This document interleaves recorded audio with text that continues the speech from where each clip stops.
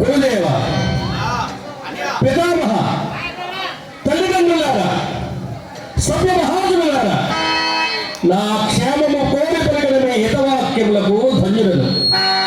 పాండవ దూత, ఎదుగుల నేత, నీవెంత తెలివితేటలతో ప్రసంగించినను, నీ తెలివితేటలను నీ పులుగులను అంతరాత్మను గ్రహించని అజ్ఞానిని కాదు.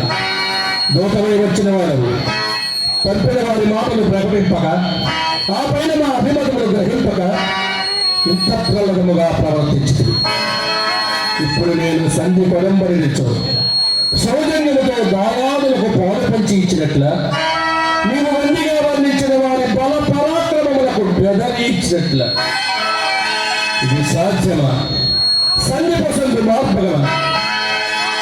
ఈనాటి మా సమానుర్యాలను రచ్చగించి మాలో మాకు పరస్పర కలతలు కల్పించి మా మర్యాదను రచ్చగించి అయాచనముగా అర్ధరాజ్యం వచ్చిన వారు, యుద్ధములకు వచ్చిన వారుట శాంతి రాయవారమ, శాంతికి పరమాత్మ పౌరుషహీనముగా ఉంటున్నాయా?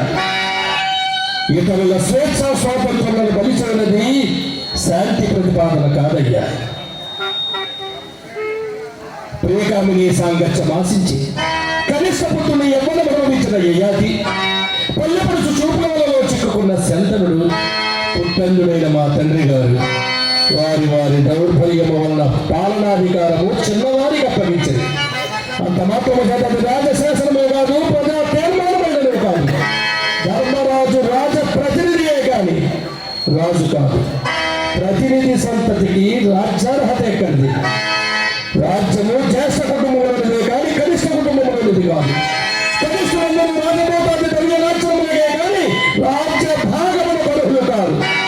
రాజ్యము నేరము. ఆ పాండవుడు సైనికులకు పోటైన తిండి పెట్టగలరా? ఆయుధ సామర్థ్యం సమకూర్చగలరా? ఆల మెట్లు చేయగలరయ్యా ఆ యాచకులు.